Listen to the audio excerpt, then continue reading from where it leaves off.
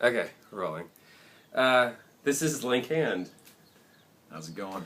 You may know, I'm sweating like a pig. I still not in this house. It's the house. It's the house. We live in an incubator. We live in an incubator. We've been roommates for 11 years.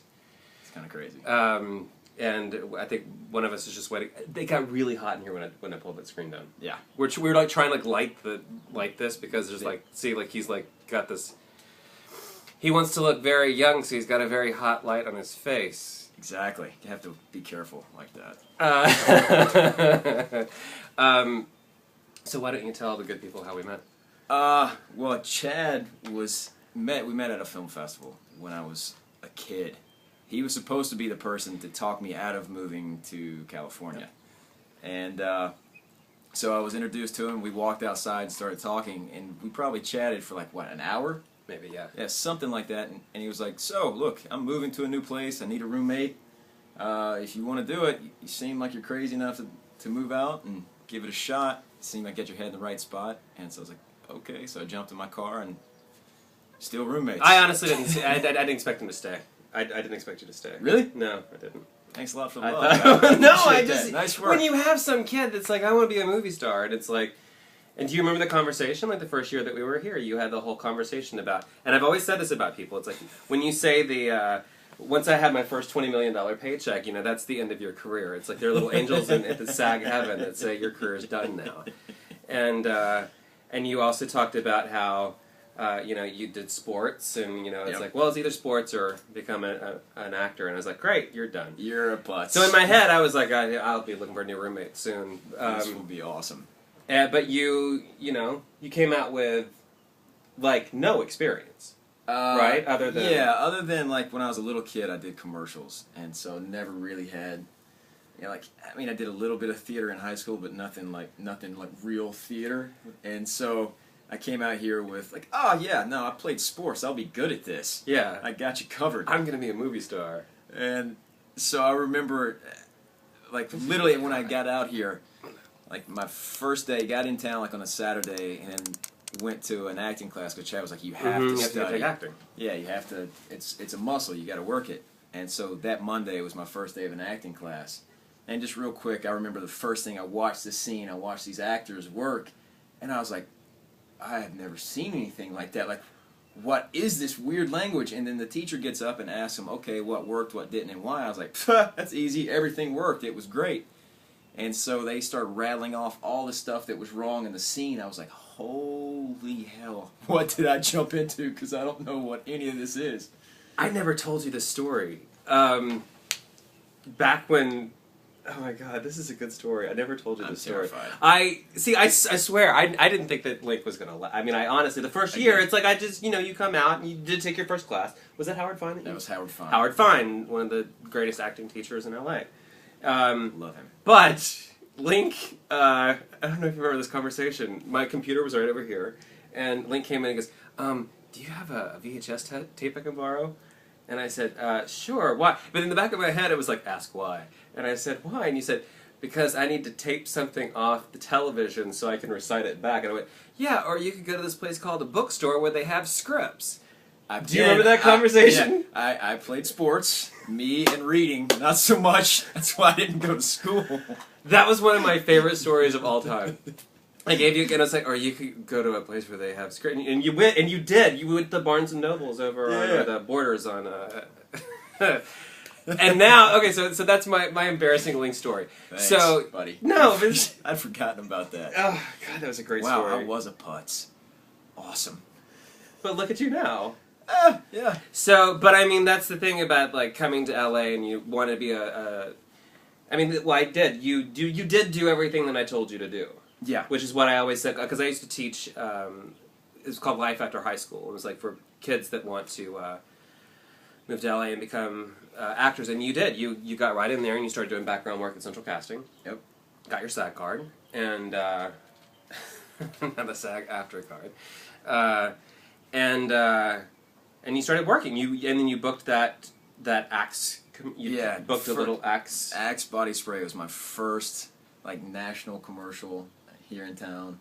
And now it's still running. Yeah. They just called me the other day. Like, yeah, we're gonna run it again. I was like, okay, fantastic. 11 years later. Literally, it was running down a field and a girl ripping off a uniform of me. So that was a tough gig. So once I got that one, I was like, I am sold. Sold in. And that was your first one, right? That was my first gig, yeah. And so, but I mean, this is why I love shooting these little things, because we had James yesterday talking about stunts. You had agents and managers, and, well, then you also booked the movie back in Alabama. You booked... When I Find the Ocean. When I Find the Ocean. You can find it on Netflix, I'm sure. However, the director of that movie is now directing Bonnie and Clyde. Yep. And you are playing... Raymond Hamilton. And that starts shooting this summer-ish. Yeah, hope it'll probably be fall now. But who's in the cast of it now? Now it's Kevin Ziggers. Kevin Ziggers. And the chick from True Blood. Pulsifer. Lindsay Pulsifer. Is she on True Blood? She was. She was on True Blood. Yeah, she was one of the, I think she was in the Wolf Pack. She was one of the... Oh, I think she's dead now. So she's Sorry. working. She just did the Hatfields and McCoys. Yeah. So then, so you get the agent, you get the manager, but I mean, you spent a lot of years, and you had to go get the day job, and you've been... Oh, yeah. But you have a fun, interesting day job. Yeah, I'm the audience producer for Jimmy Kimmel Live. So it's been for a day job, it's great. For any job, it's great. Like, it's been a lot of fun. I get to go on stage and do kind of like a pre-warm-up before the real warm-up guy comes out there. So it's fun. I get to be on stage, and any actor loves to be on stage for a minute. Move the crowd every single day. So where I'm like having to cast people for years. When I was having to do extras casting, I was casting people. He was like literally booking people to like sit in an audience. It was like there was a lot of weird energy at his house. Laugh or die. Yeah, but that's Jim Kimmel, and you've also done a couple of bits for Jimmy. Just one on the other night. In fact, I will right here. I'll post the link to where he just did the other night. Fantastic. It's good. Yeah, and that's been the great thing. Like, they've been cool enough. Like, I've been there for a little while now, and they gave me an opportunity. Well, my first bit with him, I've done like 6 now. Yeah. And my first one was they needed a body in a green suit just to be like the head of something. So I was in a green suit. And I was like, oh, this is great. And then as it went on, they've given me a little bit bigger and bigger stuff. So it's so fun to play with. So it's great. And they're a great team over there. And so you got to tell the story. It's one of my favorite stories because I had a little blog that I talked about this. It's a great story. Linc just booked his first big role in a movie called 42 with an up-and-comer named Harrison Ford. And just a little guy. He's got some potential there. Tell him about the movie. Tell him about the movie, and then I'll tell him about the audition. Okay. All right. So 42 is going to be out this coming April. It's about Jackie Robinson and him entering into the major leagues and all the battles he had to go through. And you play? I play Fritz Ostermuller. It just rolls off the tongue. And so Linc, when he's going through these auditions, he's coming in every day, and how many auditions do you have for this? That one was probably, I think, a 10, 11-week process. For one role. And, but my favorite story, which was leading up to, like, the final casting that he got, was he had an audition for True Blood, and now you can tell the rest of the story. So I had an audition that morning, and then it was for the baseball tryouts that afternoon. And they kind of overlapped a little bit. The first audition was, if you're familiar with LA, it was in Bundy and Santa Monica. And the baseball field was in Westlake, which is about 45 minutes away. Which 45 minutes away in LA is like an hour and a half. Yeah, with traffic it could be 2 hours, so it's kind of a gamble. So I was scared anyway. So of course the first thing runs late. So get done. I'm running to my car and I'm stripping clothes off as I'm running down the street. And it's LA, so everywhere there's a street, there's at least 5 lanes of traffic. So I'm stripping down, and I'm in tights and nothing else. And people are driving by looking at me like, what is the maniac doing? Bath salts, like, what's going on? Like Superman. And so I'm throwing on a baseball uniform, getting all my stuff on, barefooted, then I'm getting my socks on, throw my pants in my car, close the trunk, and my car has keyless entry. So the fob was in my pants that I took off and threw in my trunk and closed the door. So there's that moment of, no, I did not just do that. No, it's all good. go to open my door, and this little light comes on. It's like, no enter. You don't come in. I was like, oh my God, no. So I literally panic. I freak out. And I'm like, oh my God. And I turn around and look, and there's a GMC right across the street behind me. So I'm like, okay, maybe they can break into my car. So I run across the street, and people are kind of looking at me. There's a dude barefooted in like a half baseball uniform, kind of spazzing out. And I run across the street, and the sales guy comes up to me. I'm like, dude, you gotta break into my car, please. I got the biggest audition of my life. Like, please, I gotta get there in 2 minutes. And the guy just looks at me like I literally have 7 heads. He's like, you're an idiot. I'm like, I know, I'm a stupid actor, please. Can you break into my car? So he takes me to a guy on a phone, which felt like he was on the phone for 2 hours. He asked me what the deal is. I tell him, like, please, gotta break into my car. And he's like, I can't break into your car, man. So he's like, we go to somebody else. The guy goes, look, mate, we can cut a key for your trunk. We can cut a key and get in there. I was like, fantastic, let's do it. Can you do it in 2 minutes? Like, I'm late, I gotta go. And he goes, we need your ID. I was like, oh my God, man, it is in the car. Like, everything is in the freaking car, brother. Please help me out. And they're just like, dude, we can't. It's against the law. We can't break in your car. So I was like, oh my God, just give me a hammer. And the dude, both of them just looked at each other, and I said, give me a hammer. And so like, oh, okay. And they walk over where they're working on cars, and this guy goes, what? And they said, give the kid a hammer. So they hand me this big giant hammer, and I take running off through the parking lot, and this guy comes with me, and he gives me a towel. So I get to my car, and I put a towel over my window, and the guy... Explain the car, what you have. I have a Corvette. Like a cheap, very inexpensive window. So I look at the guy, and he's at the back of my car, and I look up at him, like, kind of like, please give me strength, and he just looks down like he can't even look at it. Smash my window out, start breaking the window out, so I'm like cutting my hands up, pulling the glass out. I hand it to him, I'm like, thanks, dive in through my car, Dukes of Hazzard style, get in the trunk, get my keys. So I'm taking off, like praying to God the 405 doesn't have traffic. There's glass kind of spraying out of it.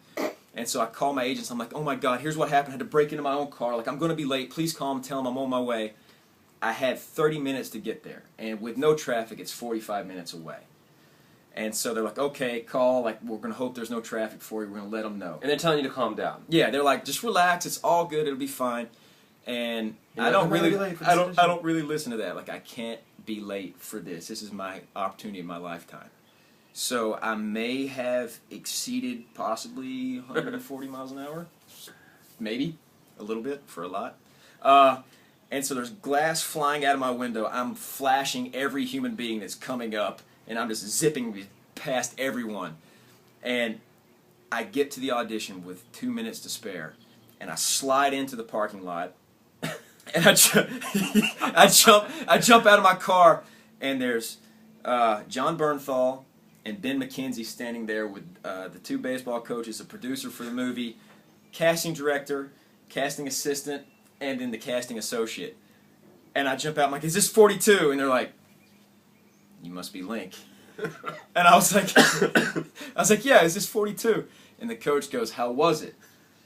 And I said, it sucked, but I'm here. Like, I'm here. They're like, it's okay, go park your car, get your stuff on, come over. So I'm putting my shoes on, and I walk out into the field, and they're all just kind of staring at me. And so casting's right there, and the coach walks up to me, looks at me, and goes, why did you break out the window to your car? And I sit there for a second, and I was like, I didn't want to be late. And so the guy, he sit there, and then I apologize to the other actors for being the guy who was late, for kind of holding them up. And he just sit there for a second. I remember he looked over at the casting director and goes, okay, well, let's see what you can do. And then we went into baseball. And like it took my nerves away from baseball because I literally just smashed out my window and broke every traffic law possible. And I ended up getting the part. And so literally every day of baseball, we did baseball training for a month and a half. So every day it was, if a new person would come in, they're like, hey guys, don't worry, if you lock your keys in your car, Linc's got you. He's good at that kind of stuff. So it's like, we got a locksmith. It was pretty funny. I love that story. And then you also, when did you break your foot? You broke your foot playing... Oh, yeah. I've played sports my whole life, and playing flag football out here in town, I fractured my foot in like 8 places, tear the arch of it, playing flag football. And I'm a runner, and so or was a runner.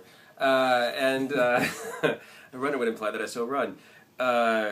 And he comes in, his foot is like this big and black, and I'm like, I think your foot's broke. And he's like, no, it's fine, it's fine. It's totally fine. I'll be good.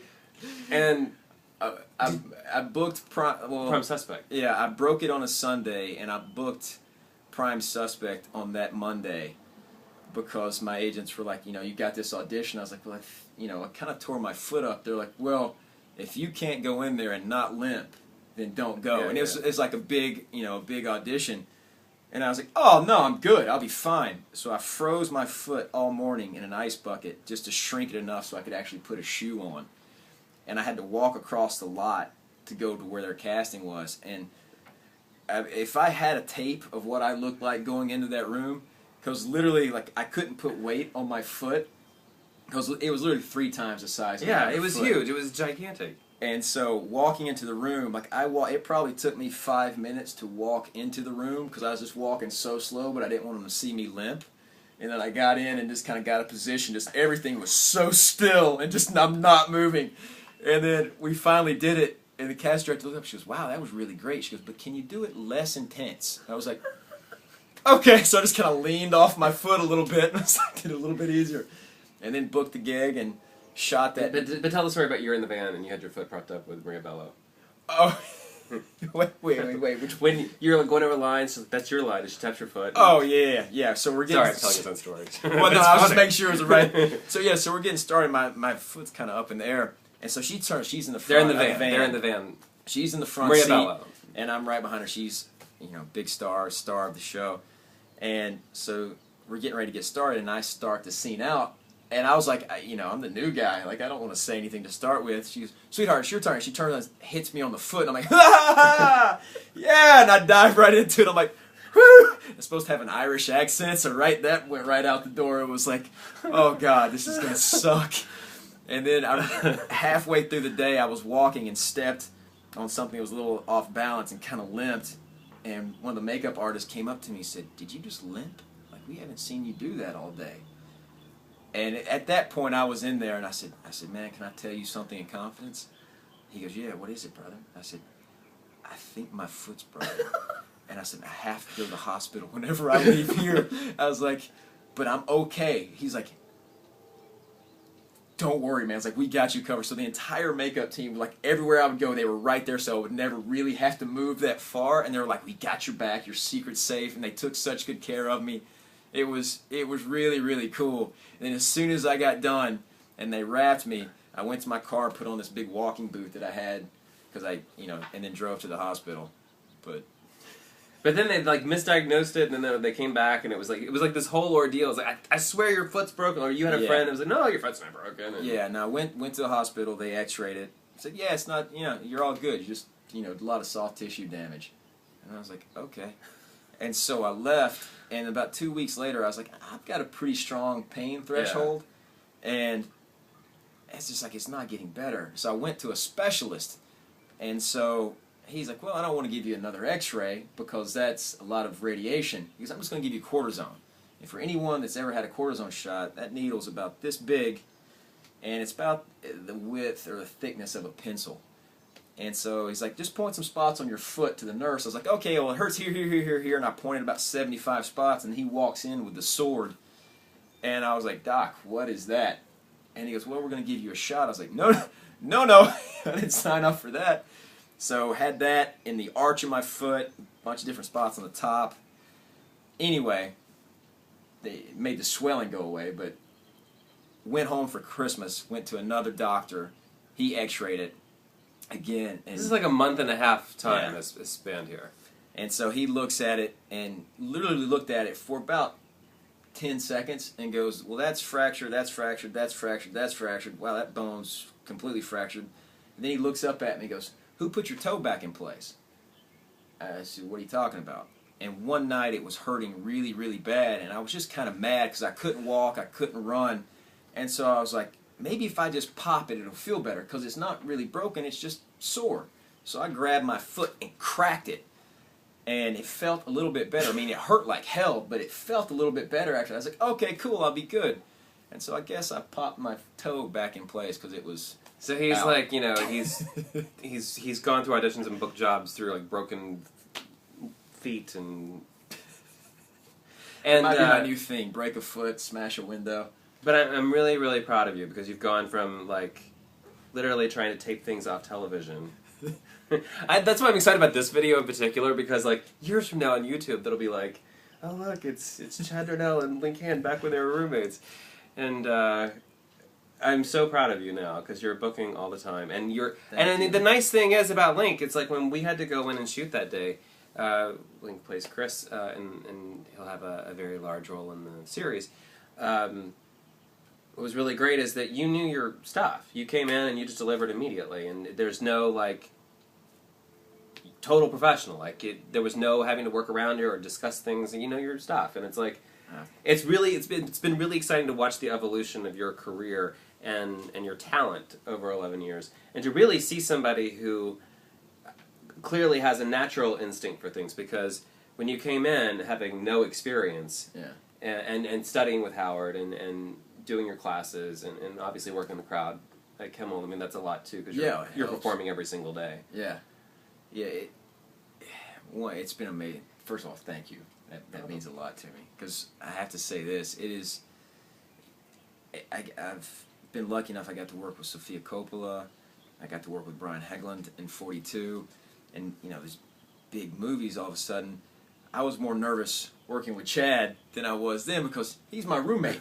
He's been my roommate for 10 years. Like, I definitely don't want to be the one to mess up his project, because I live with the dude. I don't want to walk in and he's like, really, you just screwed that scene up. Thanks a lot, pal. Like, you just ruined that shot. So I wanted to do something good for you. And one, his writing's so good, so it's so fun. You just get to play. Well, buddy, it is. Thanks.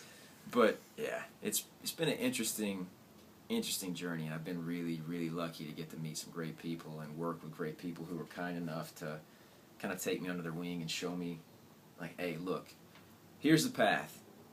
It's up to you to walk it, but here it is if you want to do it. And you know, I've always believed that, you know, hard work will pay off if you put it in. And I'm a stubborn hillbilly from the South, and I don't take no for an answer. So I think that's it. We'll end it there. That's perfect. Unless you have anything else you want to say. No, That's perfect. All right. Thank you. guys, have a great one. Thanks. Bye. There's all this email coming in. Sorry. Now I'm going to say bye. It's an email. When it pops up on the screen, it won't let you... Okay, bye. Take it easy.